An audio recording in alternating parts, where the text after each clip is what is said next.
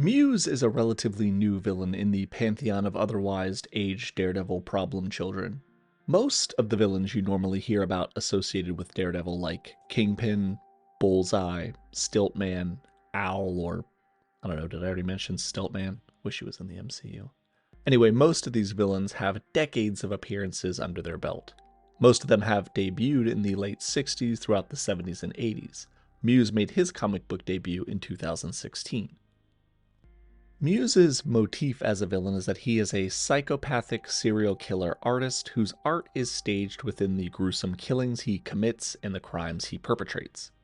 So that being said, today I bring to you the complete comic book history of Muse. But first, today's video is sponsored by Fume. Fume is an award-winning flavored air device second only to your own lungs.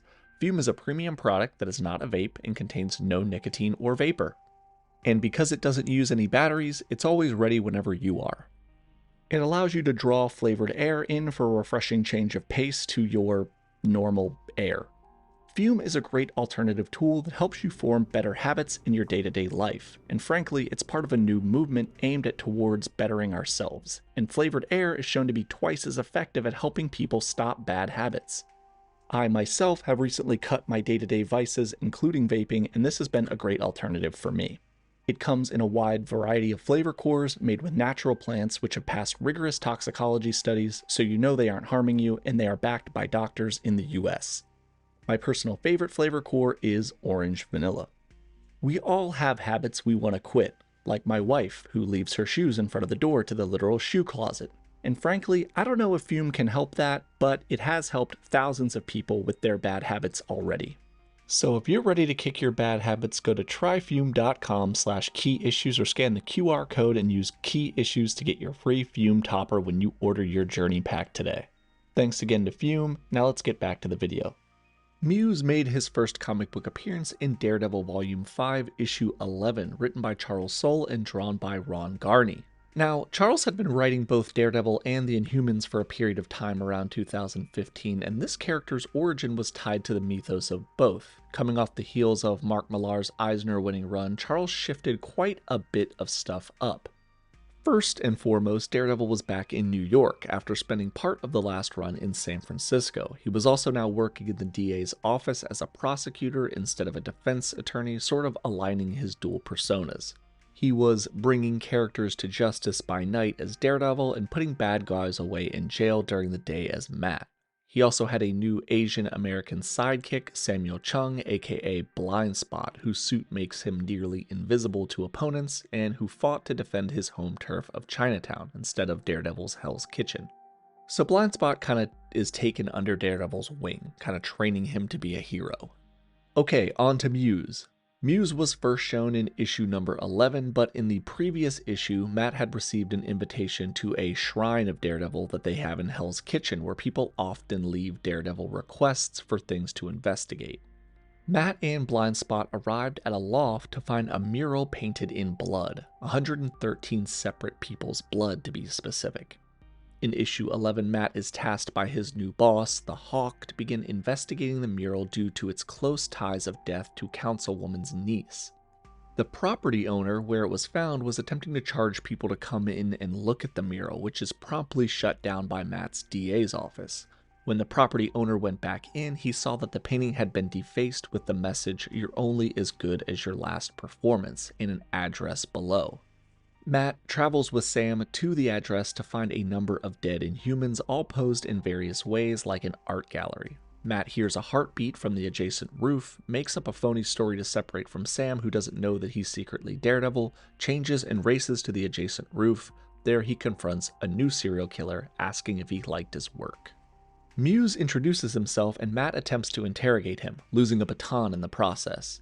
Muse had a unique ability to draw sounds and smells into him like a black hole, causing Matt to have difficulty getting a lock on his location. Muse asks Matt repeatedly if he likes his work before pulling the pin on a flashbang grenade and escaping. Matt returns to the crime scene and interacts with Special Detective Frank McGee, a former NYPD cop who had recently become an Inhuman and is now working for the Inhuman Security. Daredevil travels to the capital city of the Inhumans, New Atlian, and attempts to get the current ruler, Medusa, to allow him access to their findings, which she refuses, leading Daredevil to fight her aide Karnak. After defeating Karnak, Frank takes Matt aside and agrees to work with him without Medusa knowing, but just then Matt gets a phone call from Sam, who is at the courthouse hiding as Muse had arrived there and taken the courtroom hostage. Matt asks Sam not to intervene, but Muse attempts to flee with a judge. Sam changes into his blind spot suit and attempts to stop him, but Muse sets off fireworks to cause a distraction. Muse flees into the sewer along with the kidnapped judge, and Blind Spot chases after. There we find Muse had kidnapped Judge Laird, Councilwoman Peterson, and 2 officers. All of them were directly responsible for shutting down his mural so that the people of New York wouldn't see it. Muse attempts to use them in his new work before Blind Spot intervenes and lures him away. Blind Spot leads the 4 victims away, and Muse turns his attention onto Blind Spot, who tries to flee but is ultimately captured by Muse.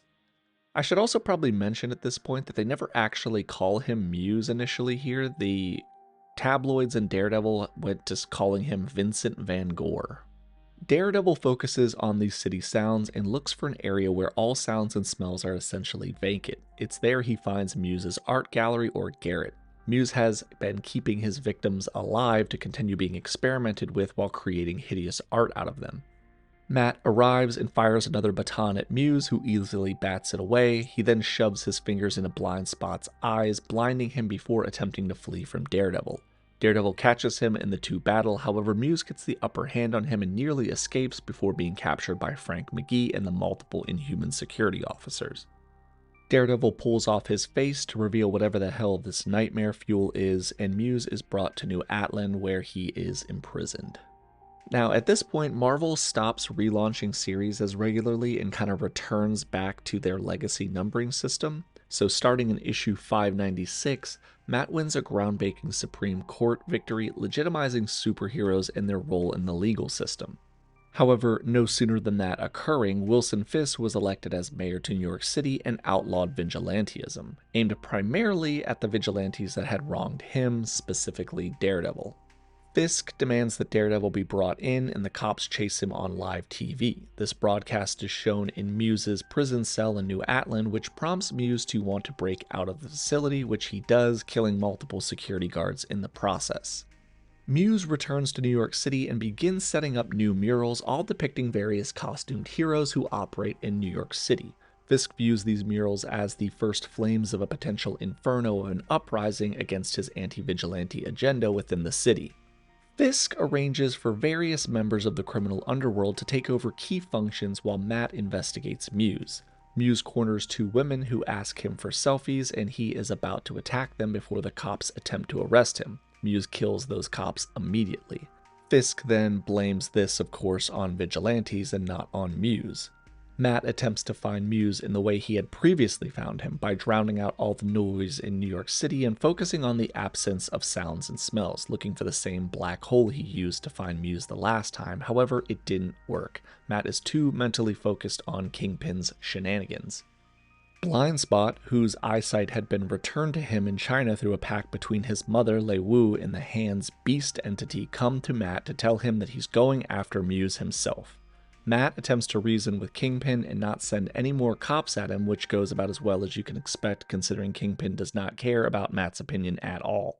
So Blind Spot, on his own, attempts to lure Muse out by publicly defacing his Daredevil mural, which ends with Muse sneaking up behind him and pushing him off a building.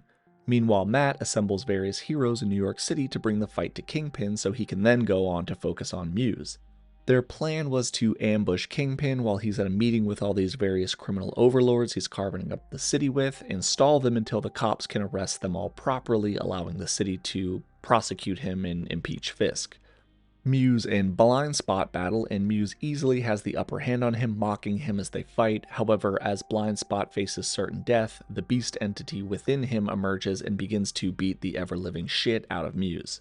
However, at the gangster party, Fisk is significantly late as tensions rise between the rivals and a conflict is sure to emerge. However, Spider-Man and the heroes step in to avoid a massive war between all of them breaking out, but it's a trap, and multiple units of the NYPD Anti-Vigilante Task Force arrive to arrest them all.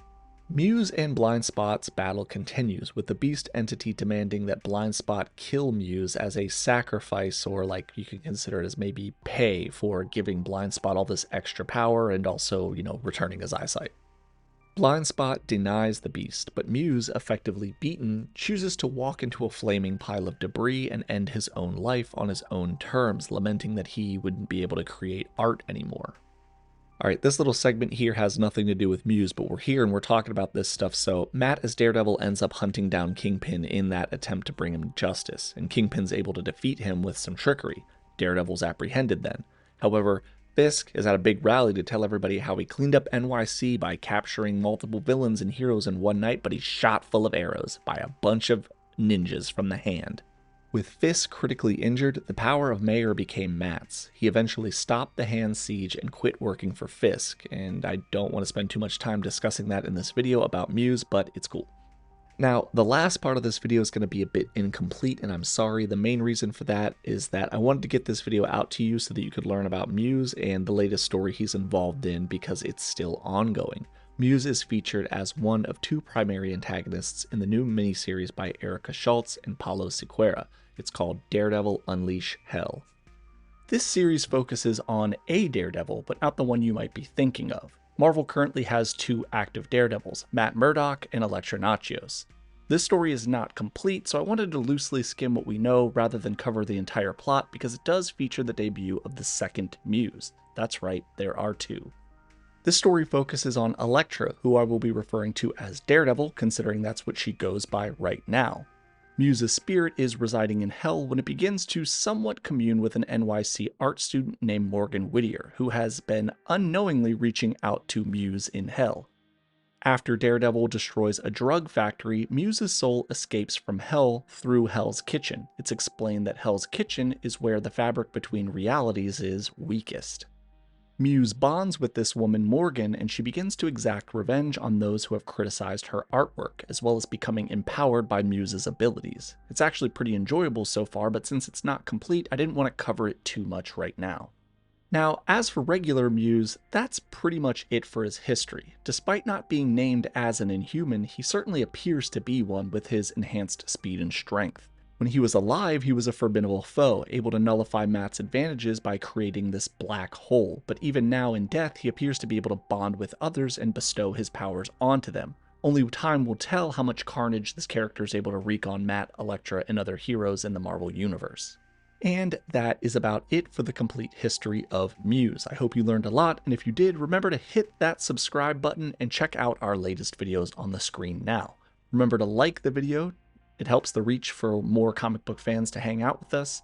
We appreciate you guys checking out our work. This has been Nick from Key Issues. Thank you so much for checking out the video, and until next time, remember the motto, Muse over everything.